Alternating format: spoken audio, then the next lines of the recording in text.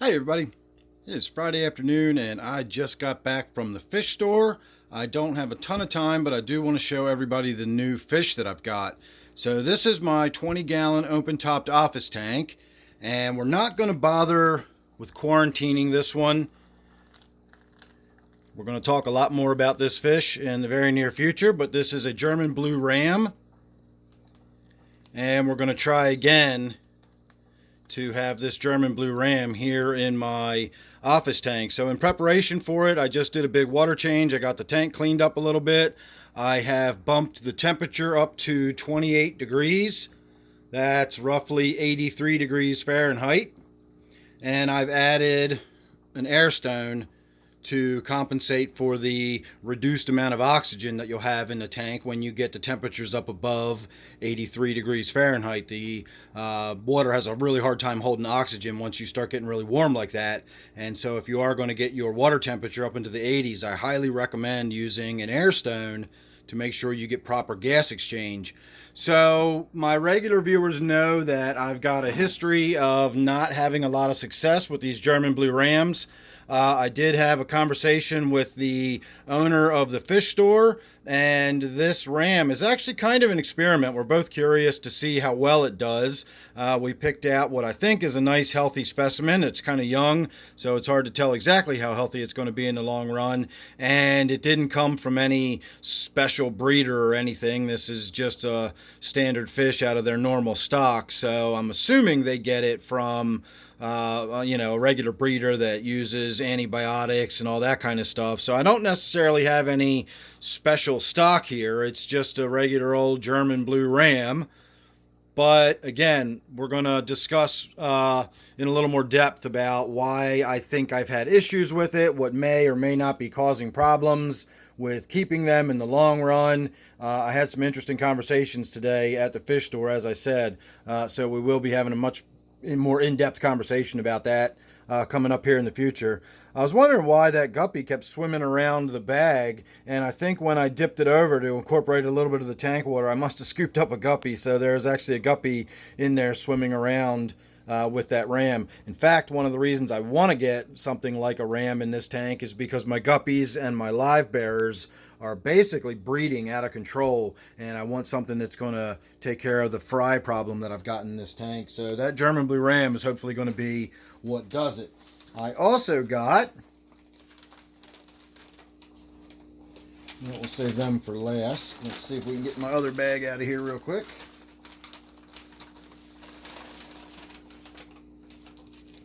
Well, I also got a bag of rocks, but that's going to be for something altogether different, and we will be talking about that in an upcoming video in the very near future as well.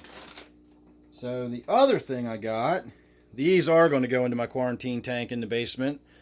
They are Siamese Algae Eaters. These are true Siamese Algae Eaters. I did shoot a little bit of video while I was at the fish store today, and all I did was shoot a video of some flying foxes they had in there, and hopefully once we get a closer look at these Siamese Algae Eaters, I'll be able to do a video about what the difference between the flying fox and the Siamese Algae Eater is, because it's really, really easy to identify once you know what you're looking for. And I hope the video I took today, I haven't previewed it yet, but I hope the video I took today will be a good way of helping people distinguish between the flying foxes and the Siamese Algae Eaters.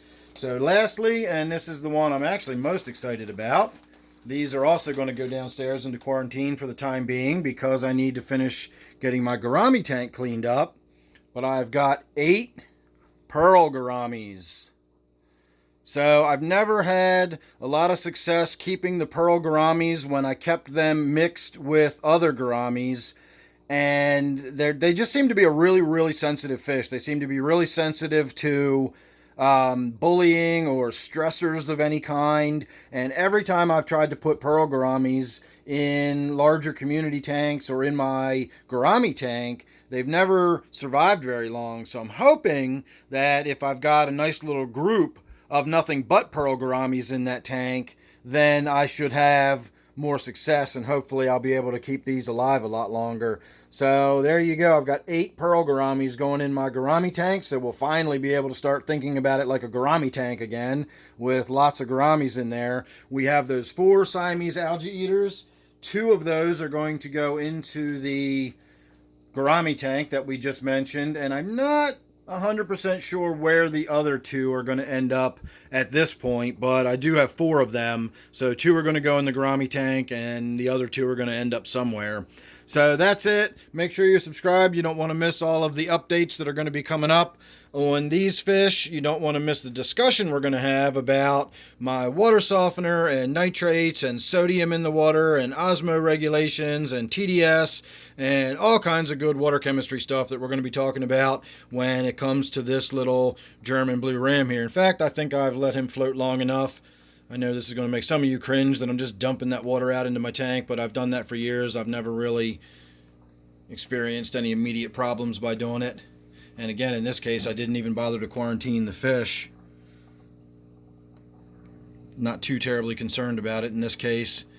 So there you go. I've got a new German blue ram. I'd also gotten a black paradise fish that I believe the guy set on the counter near where my fish were, but when everything got rang up and I brought it home, the paradise fish was not in my bag, so that must still be sitting down there on the counter, and hopefully by now he figured out that I left without it and they went ahead and put it back in the tank. Otherwise it's going to be sitting there till this afternoon and somebody's going to scratch their head as to why there's a single paradise fish sitting in a bag on the counter. Pretty good looking fish so far. I'm really enjoying it. Let's see how long it stays nice and bright and vibrant like that. My experience is that they tend to start losing their color fairly soon, and within a few months it probably won't even be with us anymore. I don't know why that is just yet, but we're going to try again and see if we can't make a difference in this one. So again, make sure you're subscribed. You won't miss anything I got coming up. Thanks for watching that. Don't forget, this one here is my 20-gallon open-topped office tank. Hope you enjoyed that, and I'll see you real soon in the next one.